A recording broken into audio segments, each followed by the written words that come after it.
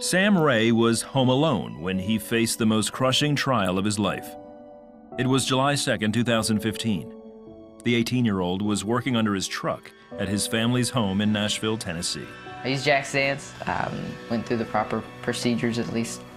I got under there and found what I believed to be the issue, and I gave my dad a call and let him know what was going on, and he promptly told me to get out from underneath the truck. About that time, anyways, I slid the phone in my back pocket and I was getting out from underneath the truck. It was then one of the jacks gave way. Thousands of pounds slammed onto one of Sam's arms and his abdomen. It's a very helpless feeling. I accepted it from the moment of impact pretty quick afterwards, that I might not get out of this. With the weight of the truck slowly crushing his body, Sam fought to breathe. It was a very labored job to breathe. So what I'd do is I'd focus everything on getting a breath and then hold the air for as long as I could, cry for help and try to wriggle free as much as I could during that time. Sam's only lifeline was prayer. I was saved at a very young age, and I knew beyond a shadow of a doubt where I was going if this was the end. So it made the moment so much easier to deal with. It was still scary because, I had family, friends, and things I wanted to do, a life that I wanted to live.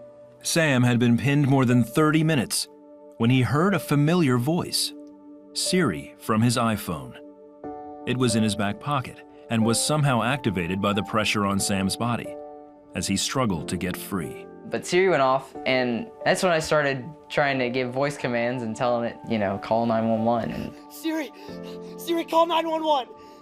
Siri. After several attempts, Siri responded. 911. Help me, please! Help me! The call set off a string of radio and cell phone alerts for first responders in the area.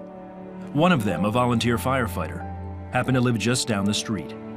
Within minutes, he was able to jack up the truck and pull Sam to safety. Shortly after, a life flight unit from Vanderbilt University arrived.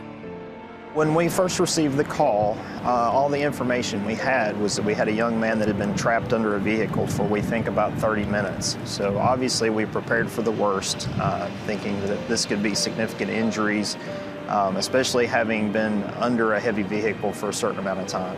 Many times the outcome is not good. Doctors feared Sam had several internal injuries that could cause long-term damage. Immediately, Sam and his family turned to prayer.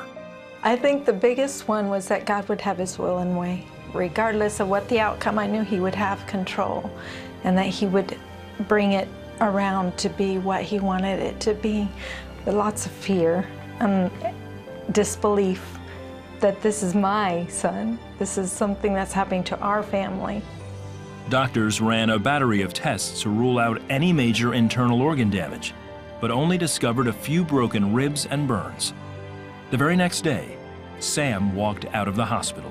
The doctor said he could not believe, with the truck falling on him, that there wasn't any more severe injuries than what he had, and that we were very blessed. I knew he'd been protected and God had his hands on him. Doctors told the family if things didn't happen the way they did, Sam could have lost his life. To see Sam leave the hospital in a relatively short period of time was very miraculous. Things could have been much worse if he had not been able to call 911 and get a first responder to assist.